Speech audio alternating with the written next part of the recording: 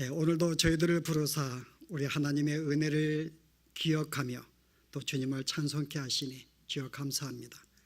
우리의 마음과 정성을 다하여 오늘도 하나님이 주신 은혜를 기억하며 주의 성호를 찬양하는 복된 시간 되게 하시며 특별히 주시는 말씀을 오늘도 귀를 기울이게 하시고 이 말씀을 듣게 하시고 깨닫게 하시고 도전받게 하시며 바른 길로 나아갈 수 있는 살아있는 말씀으로 오늘도 역사하여 주시옵소서. 예수님 이름으로 기도합나이다. 아멘. 우리 지난 2장 마지막 절 시간 말씀을 기억할 것입니다.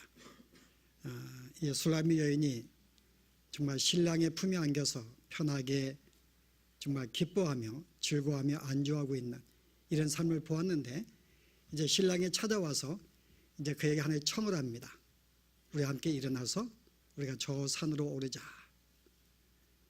그럴 땐 술라미 여인이 조금 이제 거절을 해요. 너무 이 삶이 좋기 때문에 이제 밖으로 나가게 되면은 높은 산도 올라야 되고 강도 지나가야 되고 험난한 지형을 지나가면서 이 힘든 삶을 좀 감당하기에 좀 두려웠던 거죠. 그리고 밤이 두려웠던 것입니다. 그래서 하는 말이, 이제 해가 뜨거든 모든 그림자가 사라지거든 그때야 내가 따라가겠습니다. 그런데 지금은 아닌 것 같습니다. 아직은 내가 따라가기에는 아직은 믿음이 적다는 거죠. 그래서 주님의 청을 거절하였는데 이제 오늘 거절한 결과가 무엇인가를 보여줍니다. 이제 거절하자마자 주님은 이제 홀로 이제 산으로 올라가셨고 그 다음에 사라지시면서 이 여인에게 나타나지 않습니다. 그 주의 임재가 사라진 거죠. 엄밀하게 보면은 주님이 우리를 떠났다는 의미가 아니라 우리 안에 여전히 계심에도 불구하고 전혀 영적으로 그분을 인식하지 못하도록, 어떤 그분의 은혜로 말미암아 내 마음에 감동을 느끼지 못하도록 내 마음속에 어떤 메마른 어떤 상태를 놓이게 만듭니다. 그런데 우리가 이 말씀을 우리가 생각하면서 한 가지 가질 질문이 있어요. 이게 그토록 하나님의 정말 임재를 떠나서 만나지 않을 정도로, 오늘 여기 1절에 보았더니 여기는 내가 밤에 그랬는데 원문에는 며칠 밤을 계속해서 주님을 찾았다고 말합니다. 계속 주님을 밤마다 찾았는데 주님이 계시지 않는 거야. 정말 그 정도로 매정하게 그를 떠나서 그의 모든 찾음을 외면하고 만나지 않는, 정말 이 정도로 그의 어떤 이 거절이 큰 죄였는가? 어떻게 생각하신대요? 주님 나에게 A를 나에게 말씀하셨어요. 이렇게 하자 그랬는데 내가 형편과 사정이 있어서 내가 그렇죠. 지금은 그렇게 못하고 이야기합니다. 내가 조금 더 시간이 지나면은 그때 하겠다 그럽니다. 이와 같은 거절이 정말 큰 죄인가? 주님이 정말 나를 만나지 않을 정도로, 아니 나를 내버려둔 상태에 둘 정도로 그게 그렇게 심각한 죄인가? 우리가 이것이 얼마나 우리가 심각한 죄인가는 우리가 이 사울 왕을 통해서 좀 우리가 알 수 있어요. 여러분 사무엘상의 13장에 보면은 이제 전쟁이 벌어지는데 블레셋 군대가 이스라엘에 쳐들어와요. 근데 실제 이제 이스라엘은 전쟁을 나가기 전에 항상 주 앞에 예배를 드리고 갑니다. 그래서 이제 사무엘이 이제 함께 예배를 드리고 제사를 드리고 그 다음에 나가게 되어 있는데 소식이 온 거예요. 내가 일주일 후에 가겠다 그럽니다. 그 사무엘의 마음이 굉장히 급한 거죠. 지금 적이 쳐들어와서 앞에 진을 치고 있는데 일주일 후에 오겠다 그럽니다. 뭔가 이제 시험을 하는 것이죠. 그래서 이제 할 수 없이 이제 사울이 사무엘을 기다렸는데 일주일이 지나도 여전히 오지 않는 거예요. 그래서 마음이 이제 급한 것입니다. 이제 전쟁은 나겠는데 사무엘은 약속한 기간에 오지 않아요. 그래서 이제 자기가 부득불 이제 양해를 구하고, 이거 사무엘이 못 오는 것 같다. 전쟁은 나가야 되는데, 그래서 이제 그가 짐승과 모든 단을 준비해 놓고, 물론 우리가 엄밀하게 보면은 다른 제사장들이 했는지 몰라요. 어쨌든 주 앞에 예배를 드립니다. 근데 그 순간에 사무엘이 도착한 거예요. 그래서 사무엘이 이게 무슨 일이냐 그랬더니 우리가 당신을 일주일 동안 기다렸는데 오지 않았기 때문에, 그래서 부득불 지금 우리가 이렇게 제사를 드리고 있는 중입니다. 그랬더니 그의 어떤 이 불순종, 분명히 일주일 후에 내가 온다고 그랬고 기다려 했음에도 불구하고 그 기다리지 않고 행한 그 문제에 대해서 하나님이 당신을 버리겠다고 선포를 합니다. 그런데 하나님께서 한 번 더 기회를 주세요. 그래서 15장에 가면은 어떤 일이 벌어져요? 하나님이 이제 선지자 사무엘을 통해서 다시 또 메시지를 줍니다. 한 번 더 기회를 줄 텐데 아말렉 족속이 지금 그 죄악이 크기 때문에 어린아이부터 모든 노인에게까지 모든 사람을 죽이고 그들이 속한 모든 물건들도 다 불태워 없애라고 명합니다. 그 이제 사울이 다시 이제 그 명령을 붙잡고 아말렉을 쳐서 그들을 멸하는데 사람은 다 죽였어요. 근데 물건은 너무 좋은 거예요. 거기에 살찐 소들이나 양들이나 염소들이 너무 좋아서 이걸 죽이지 못합니다. 그래서 그 중에 좋은 것들은 챙겨오고 나머지는 죽이고 좋은 건 다 가져와요. 그 사무엘이 가서 이게 지금 뭔고 왜 짖는 소리가 들렸더니 우리가 너무나 소들이 양들이 좋아서 우리가 하나님께 분별해서 드리기 위해서 다 죽이지 않고 좋은 것은 가져왔습니다. 그럽니다. 그랬더니 사무엘이 뭐라 그래요? 함께 보실래요? 사무엘상 15장 제가 읽습니다. 사무엘이 이르되 여호와께서 번제와 다른 제사를 그의 목소리를 청종하는 것을 좋아하신 같이 좋아하시겠나이까? 순종이 제사보다 낫고 듣는 것이 수양의 기름보다 나으니 이런 거역하는 것은 점치는 죄와 같고 완고한 것은 사신 우상에게 절하는 죄와 같음이라. 왕이 여호와의 말씀을 버렸으므로 여호와께서도 왕을 버려 왕이 되지 못하게 하시나이다. 어떻게 보면 죄가 굉장히 심할 것 같아요. 실은 하나님께서 이때 왕을 완전히 버려서 그 순간에 이제 여호와의 신이 떠나고 악령이 그에게 임합니다. 그 이유는 하나님이 한 번도 그를 찾지 아니에요. 그가 어떠한 죄를 짓든지 어떻게 여호와 앞에 불순종하든지 그가 어떠한 삶을 살든지 전혀 개의치 않으시고 그냥 내버려 두십니다. 하나님이 완전히 떠나신 거죠. 그 어떻게 보면 좀 가혹한 것 같아요. 실은 엄밀하게는 이 솔로몬의 전체 그의 생애를 볼 때 딱 두 번의 불순종하는 것입니다.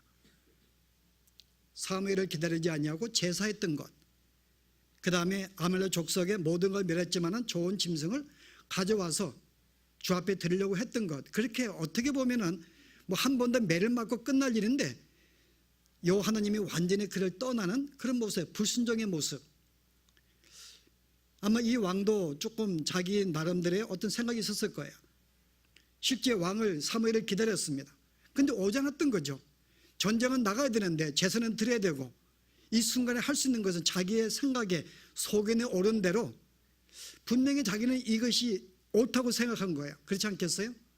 일주일에서 안 왔기 때문에 제사는 드리고 나가야 되니까 제상을 시켜서 예배를 드리는 것. 그다음에 여기에 모든 물건들 가운데 자기가 이거는 그래도 너무 좋기 때문에 여호와 앞에 드리면 좋겠다. 그 생각이 나쁘다고 볼 수 없습니다. 나름대로 자기 생각에 이렇게 하면 하나님께서 또 기쁘게 받지 않으실까라는 생각 속에, 그런 생각 속에 모든 걸 죽이려던 거예요. 그런데 오늘 하나님께서는 그게 불순종이라 그럽니다. 네가 그걸 가져와서 제사를 드리는 것보다 순종하는 게 훨씬 낫다는 거죠. 그 너의 불순종을 뭐라 그래요? 마치 어떤 이렇게 무당들이 자기들의 신들을 드리는, 신들에게 제사하는 그 죄와 같다고 이야기를 합니다. 여러분 실제 이게 여호와께 불순종한 죄의 모습이에요. 그렇게 큰 죄가 아닙니다. 아마 이 술람미 여인도 지금 이 삶이 너무나 좋은 거예요. 죄의 품에 안겨서 복을 받고 어떤 안정을 갖고 평안을 누리고 누리는 삶이 너무 좋은 것이죠. 내가 조금 있다 가겠다는데 지금 안 간다는 것도 아니고 해가 뜨거든 내가 믿음이 조금 더 준비되면 봉사하겠다는 것입니다. 내가 주님을 섬기겠다는 거예요. 그때 내가 주님이 어떤 길을 가든지 내가 고난의 길을 동반하겠다는 것입니다. 근데 실제는 네가 그렇게 하는 제사를 드리고 예배하는 그것보다도 순종하는 것이 훨씬 낫다는 거죠. 순종의 문제. 오늘 이 여인이 주 앞에 순종하지 못한 거예요. 근데 그것이 어떤 이에게는 영원히 하나님께 버림받는 일이지만은 물론 우리들은 그렇지 않죠. 오늘 믿는 자와 믿지 않는 자의 하나님의 구원받은 백성과 그렇지 못한 자의 차이는 여기서 나옵니다. 여기 사울 왕은 주 앞에 부름받지 못한 자였어요. 그래서 그는 영원히 하나님을 떠났지만 오늘 주 앞에 부름받은 자는 어떤 일이죠? 그를 떠나는 것이 아니라 마치 떠난 것 같은 삶을 그들에게 허락하십니다. 그래서 불순종의 삶을 통해서 우리가 어떤 것이 생겨요? 영적인 기갈을 느끼는 거예요. 제가 성경 한 권 읽을까요? 아모스 8장 11절에 보면은 이스라엘 백성이 여호와의 말씀에 불순종할 때에 어떤 일이 벌어지는가? 주 여호와의 말씀이니라. 보라, 날이 이를지라 내가 기근을 땅에 보내리니 양식이 없어 주림이 아니며 물이 없어 가람이 아니요 여호와의 말씀을 듣지 못한 기갈이라. 불순종할 때 하나님께서 그들에게 기근을 주시는데 양식의 기근이 아니라 영혼의 기갈, 즉 말씀을 그들에게 주시지 않는 거야. 하나님 자체가, 주님 자체가 말씀입니다. 그 말씀이 우리에게 떠나서 우리에게 어떤 느낌, 감동도 없는 거예요. 내가 처음 주님 만날 때 그 감격, 내가 말씀 읽을 때 감동, 어떤 이런 마음의 어떤 위로와 힘과 감동들이 뭐라고요? 그런 것이 느껴지지 않는 거예요. 예수를 믿기는 믿는데 아무 느낌이 없습니다. 그냥 하루하루가 몸이 건조하고 그냥 별로 이렇게 좀 마음이 항상 사막과 같은 메마른 심정인 것 같고 뭔가 갈증이 있고 어떤 느낌이 없는 거 그냥 살아가는 것입니다. 우리가 주님을 처음 만났을 때 그 감동, 그 감격, 어떤 마음속에 그런 것이 우리에게 있었는데 어느 순간부터 내가 하나님보다 세상을 더 바라보는 어떤 불순종의 삶을 통해서 주님은 나를 떠나셔서 어느 순간부터 내가 주님이 없는 그런 삶을 사는 거예요. 하루의 삶을 살지만은 감동이 없습니다. 말씀이 나에게 깨우침도 없습니다. 마치 하나님께서 사울을 버린 것처럼 버린 순간에 그가 어떤 삶을 내버려 두시는 것, 내가 죄를 지어도 주님을 찾지 않아도 그 내 마음속에 어떤 느낌도 없어요. 이게 잘못인지도 모르고 그냥 하루의 삶을 사는 것입니다. 지금 술람이 여인이 그걸 경험하는 거예요. 그러나 우리 믿는 사람은 그 어떤 그런 삶을 견딜 수가 없는 심령도 하나님이 주십니다. 그래서 이 삶이 너무나 힘든 거예요. 그래서 주님을 찾는 것입니다. 주님, 이 상태가 너무나 힘듭니다. 나에게 감동도 주시고 은혜도 주시고 살아계심을 보이시고 그 주님과 더불어 정말 함께 교제하는 그 삶을 살기를 원하는데 주님 좀 나에게 나타나 주세요. 이 삶이 이런 마음이 동시에 생기는 거야. 술람비 여인이 너무나 힘들어서. 그래서 마치 이 다윗의 고백처럼 42편 1절에 하나님이여 사심이 시냇물을 찾기에 갈급한 같이 내 영혼이 주를 찾기에 갈급하나이다. 여러분, 사슴이 시냇물을 찾는 게 왜 갈급해요? 사슴은 이 산에서 약초를 거의 주로 먹습니다. 그래서 몸에 열이 많아요. 조금만 움직여도 열이 나서 굉장히 갈증을 느낀다 그럽니다. 그러니까 물을 찾는데 너무나 운동을 하다 보니까는 너무 갈증이 생기는 거야. 물이 너무나 급한 거야. 몸이 뜨거워지니까는. 그래서 이 물을 찾는 갈급한 심령같이 다윗이 내가 주를 찾기에 갈급하다는 거죠. 오늘 술람 여인이 이런 심정을 갖게 돼요. 주님이 없는 상태가 너무나 공허하니까요.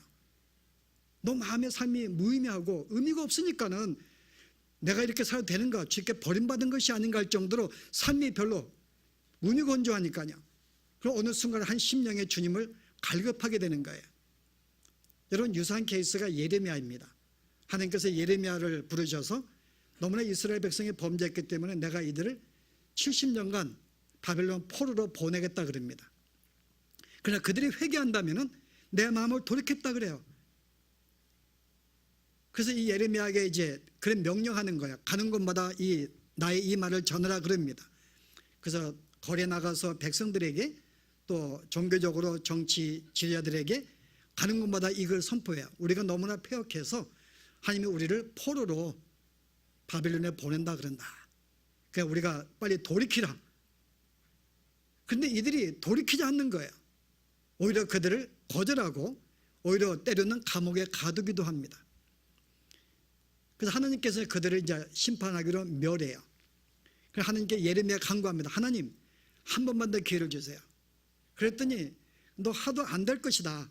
근데 오늘 하루만 내가 만약에 한 번 더 내가 전할 텐데, 그랬더니 네가 하루 동안 만약에 다니면서 이 소식을 전하고 한 명이라 돌이킨다면은 내가 화를 내가 거두겠다 그럽니다. 그러니까 70년의 포로 생활을 시키지 않겠다는 거죠. 그래서 그가 마음으로 온종일 정말 백성을 안타까운 마음을 가지고 온종일 전했는데 한 명도 돌아오지 않아요. 그래서 이 사람이 이제 정말 이제는 어떻게 할지 몰라서 포기합니다. 주님, 난 더 이상 이제는 이 백성들의 심령을 볼 때 이제는 전할 마음도 없고 또 내가 전한 것 때문에 옥에 가두고 그랬는데 내가 더 이상 전하지 않겠습니다 라고 이제 선포를 해요. 근데 한순간에 계속 마음이 답답한 거야. 마음이 허전하고 답답하고 견딜 수 없는 심령이 생깁니다. 그래서 그런 마음을 지금 예레미야가 어떻게 표현했는가 하면 우리 함께 읽어보십시다. 예레미야가 20장에 보시게 되면 제가 7절 말씀에 여호와여 주께서 나를 권유하심으로 내가 그 권유를 받았사오며 주께서 나보다 강하사 이기셨으므로 내가 조롱거리가 되니 사람마다 종일토록 나를 조롱하나이다. 무슨 말인가 하면 더 이상 이제 이 소식을 전하고 싶지 않아서 마음을 굳혔는데 주님의 그 손길이 계속 내 마음을 전하라고 붙잡는 거예요. 주님의 강한 손이 너 그러면 안 되지. 그래도 내가 전해야지. 나는 포기하고 싶은데 어차피 이들이 듣지 않으니까는 한 명도 전해봤자 의미가 없지만 그래서 내가 포기했는데 하나님은 그에게 계속 그 마음을 붙잡는 거예요. 그래서 뭐라 그래요? 주님의 나보다 강함에 내 마음을 감동시키심에 전하지 않으면 안 될 심령을 주셨기 때문에 내가 이 말씀을 전합니다 라고 다시 일어서 가지고 다시 선포하는 그 내용이 나옵니다. 물론 끝까지 그는 말씀이 거절되었고 나중에 그는 끌려가서 결국은 돌에 맞아 죽어요. 그래도 증거하고 되는 그 마음이 누가요? 하나님이 그런 마음을 주시는 거예요. 그래서 오늘 그런 케이스입니다. 술람리가 이제 거절한 마음에 공허한데 동시에 주께서 그 마음을 붙잡아서 하나님을 찾게 만드는 거죠. 자, 그렇다면은 잠시 하나님의 그의 불순종으로 하나님의 그를 떠나서 마치 임재하지 않는 것처럼 삶을 내버려 두고 마치 버림받은 사람처럼 내버린 이유가 무엇일까요? 다시 한번 그로 하여금 자신을 돌아보게 만들기 위해서요. 진짜 참된 행복이 어디에 있는가를 알게 만들기 위해서. 진짜 참된 삶은 내가 정말 주님과 주님이 아니고 내가 안락한 이와 같은 침상 위에서 편하게 지내는 게 참된 행복이 아니라 내가 비록 거친 산이라 할지라도 그분과 함께 걸어가는 십자가의 삶이 주님과 함께라면 이게 천국인 것을 느끼게 만들기 위해서요. 주님이 없으니까요.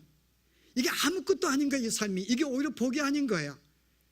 지금 그는 자기의 나의 침상에 있는 거예요. 나의 침상에. 이게 우리의 침상이 아니었던 거예요. 우리의 침상, 주님과 함께 있어야 되는데 그런 나의 침상을 누리면서 주님이 없는 가운데 이것이 기쁨과 즐거움이 계속 있으라 생각을 했어요. 그래서 하나님께서 혼자 두심으로 갈급한 심령을 주시고 메마른 심령을 주시면서 내가 어떤 길을 가든지 그것이 지옥이라 할지라도 주님이 함께하는 곳이 그게 천국인 것을 그를 깨닫게 만들어 주십니다. 그래서 주님과 함께하는 것이 참된 기쁨인 것을 그를 만들어주는 거예요.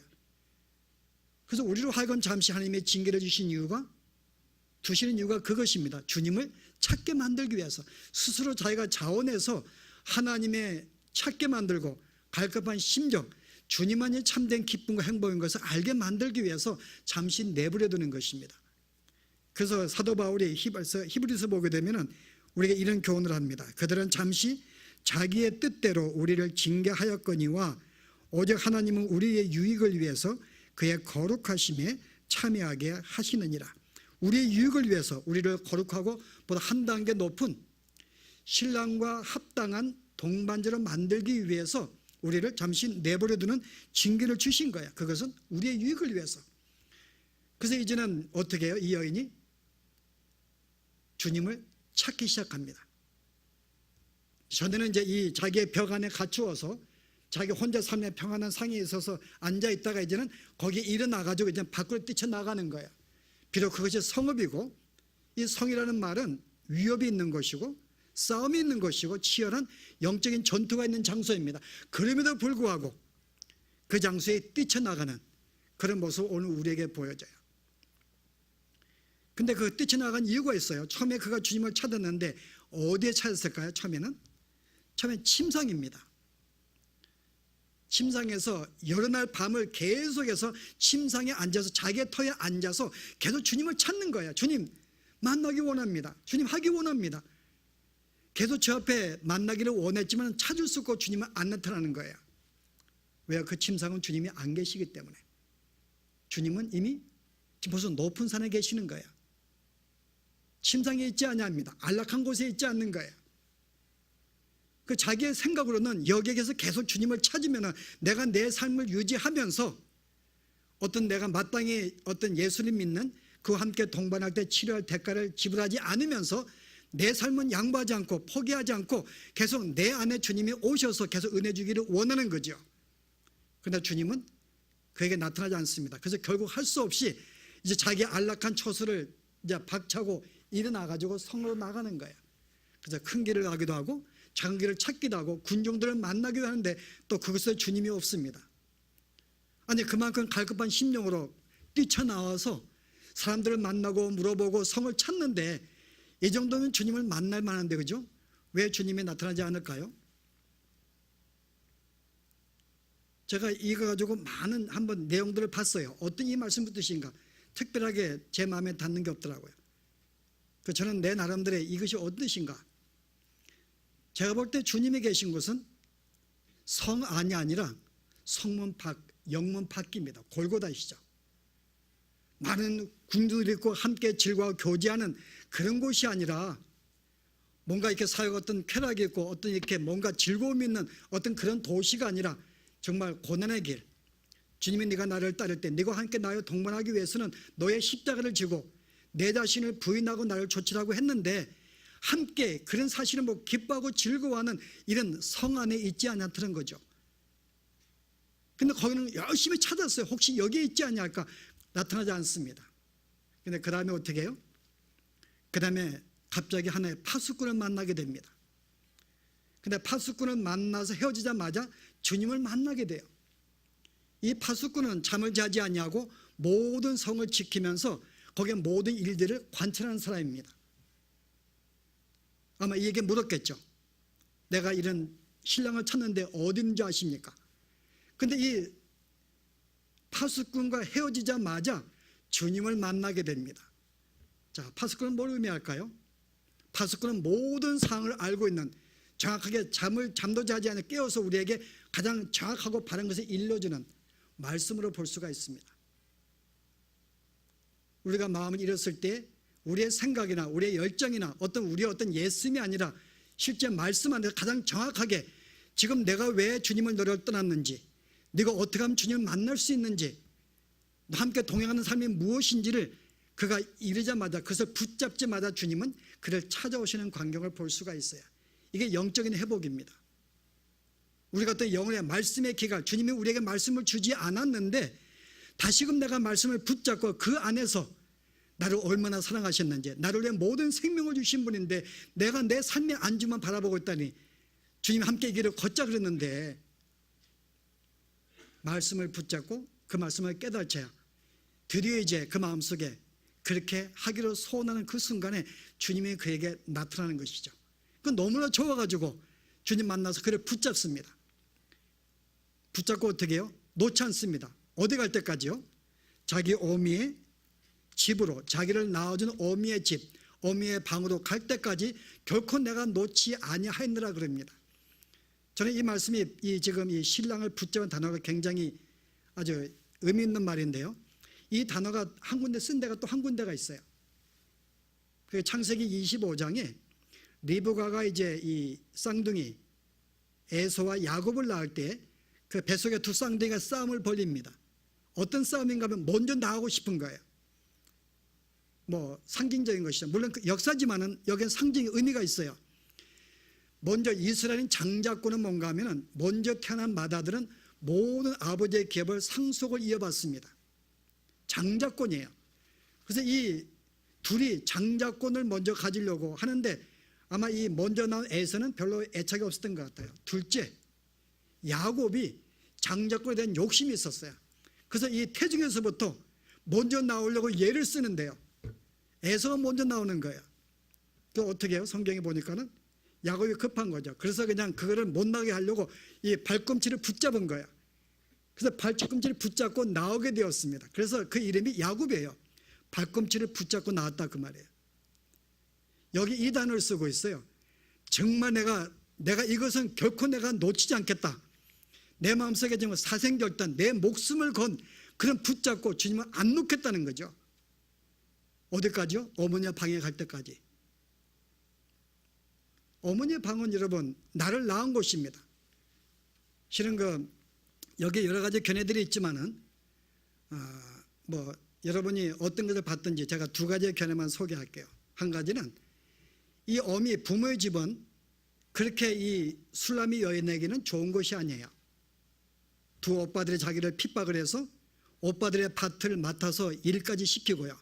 어머니는 그것을 보고도 묵인했던, 그래서 환영받지 못한 곳입니다. 환영받지 못한 곳이기 때문에 실제는 그곳은 자기가 가고 싶지 않는 곳이에요. 그러나 오늘 주님을 붙잡고 그까지 내가 그런 곳에 가는 한이 있다 할지라도 내가 주님과 함께 동행한 삶에 정말 내가 거절당하고, 예수님이 그랬잖아요. 선지자는 고향에서도 거절당한다, 환영받지 못한다고요. 실은 믿는 자가 가장 거절되는 것이 가족이에요. 가족은 나를 알기 때문에 나의 말에 신빙성을 두지 않습니다. 내가 한순간에 주님 믿을 때 변화가 되었지만은 그들은 인정하지 않는 거예요. 그래서 선지자도 환영받지 못합니다. 예수님도 마찬가지였고요. 그 자기를 가장 환영하지 못하는, 가장 거절되는 그곳에도 불구하고 주님과 함께라면은 내가 주님을 놓지 않고 그곳에 따라가겠다는 결심을 하게 되는 거죠. 근데 또 하나의 견해는요, 이것이 아마 보다 보편적인 견해인데, 이것은 나를 낳은 곳은 바로 교회이며 하나님이십니다. 천국을 의미하는 거죠. 하나님이 나를 낳으셨어요. 그런데 결국은 내가 천상에 천국에 올라갈 때까지, 내가 주의 품에 안길 때까지, 나를 당신의 자녀 만드신 하나님의 품에 안길 때까지, 내 생명을 다하는 그날까지 내가 주님을 놓지 않고 내가 놓지 않겠습니다. 이제 그 결심을 하고 있는 술람 여인의 모습을 볼 수가 있어요. 다시는 그런 말씀을 깨닫고, 말씀을 다시 한번 주님의 내 신앙의 삶이 무엇인지를 알게 되면서 진짜 주님은 나로 하여금 구원시킨 다음에 그냥 한 곳에 안주해서 복을 받고 편안하게 살도록 부르신 것이 아니라 이 땅에서는 나와 함께 걸어가는 동반자, 성숙한 동역자를 만들기 위해서 나를 부르신 거예요. 이 땅에서 함께 십자가를 지고 가는 삶입니다. 내가 주 앞에 영광을 돌리기 위해 주님을 증거하는 삶이 나에게 있는 거예요. 이것은 쉽지 않습니다. 나의 안락한 삶에서 벗어나야 되는 거예요. 희생이 있어야 되고 헌신이 있어야 되고 무엇인가 대가를 치르는 그런 삶이 있어야 되는 거예요. 그런데 오늘 그런 삶이, 비록 그런 삶이 있다 할지라도 주님이 걸어가시는 길이고 바로 그걸 주님이 함께하는 길이라면 술람 여인은 두 번째로 신앙에 성숙하게 되죠. 바로 그게 천국이구나, 그게 참된 행복이 있구나, 그게 참된 기쁨인 것을 발견해요. 비록 고난을 받는다 할지라도. 이게 두 번째 성숙입니다. 그래서 너무나 좋아서 5절에 뭐라 그래요? 첫 번째와 똑같아요. 첫 번째 주님 품에 안겨서 거기서 내가 사과 열매를 먹고 안식을 취하는 게 너무 좋아가지고 나를 더 이상 깨우지 말라 그럽니다. 오늘 이 고백이 또 나오는 거예요. 이제 두 번째 단계, 이제는 내가 주님과 함께 동행하는 그 삶이 고난의 길이고 높은 산이라 할지라도 이 삶이 너무나 좋으니 이 삶을 제발 방해하지 말라, 나는 이 삶을 걸어가겠다는 거죠. 이게 두 번째 술람 여인의 믿음의 성숙입니다. 그래서 오늘 우리가 이런 내용을 보면서요, 오늘 우리가 몇 가지 교훈을 받을 생각을 해요. 우리는 종종 우리의 삶 속에 성령께서 항상 우리에게 말씀하십니다. 우리가 어떻게 살아야 할지를 이미 우리가 성경을 읽기 전에도 성령이 나에게 말씀해 주세요. 그런데 우리는 할 수 없이 성령이 나에게 선하게 말씀함에도 불구하고 우리는 그 말씀을 거절하고 불순종합니다. 물론 완전한 거절이 아니에요. 내일 한다 그러죠. 내가 형제와 내가 좀 부부가 내가 좀 불화가 되었어요. 뭔가 하고 싶은 마음이 생기는 성령이 주십니다. 오늘 네가 화해해. 네가 남자가 되어서 가장인데 먼저 내가 손을 내밀어야지, 아내가 할 때까지 기다려? 성령 내 마음에 그런 마음을 주십니다. 그래서 마음속에 하고 싶은 생각이 드는데요, 막상 하지 못하는 거예요. 하게 되면 평소에 붙잡혀서 이제 어떻게 될지 모르니까는 아내가 먼저 사과하기를. 그래서 성령은 우리 계속 말씀해 주세요. 누가 오늘 빠진 사람이 있으면 오늘 전하도록 만들어 주십니다. 형제가 어려우면 그걸 좀 도와주도록 말씀해 주십니다. 근데 우리는 오늘이 바쁘니까는 지금 내가 일하고 있으니까 조금 있다면 그 다음에 우리는 생각을 잊어버리는 거예요.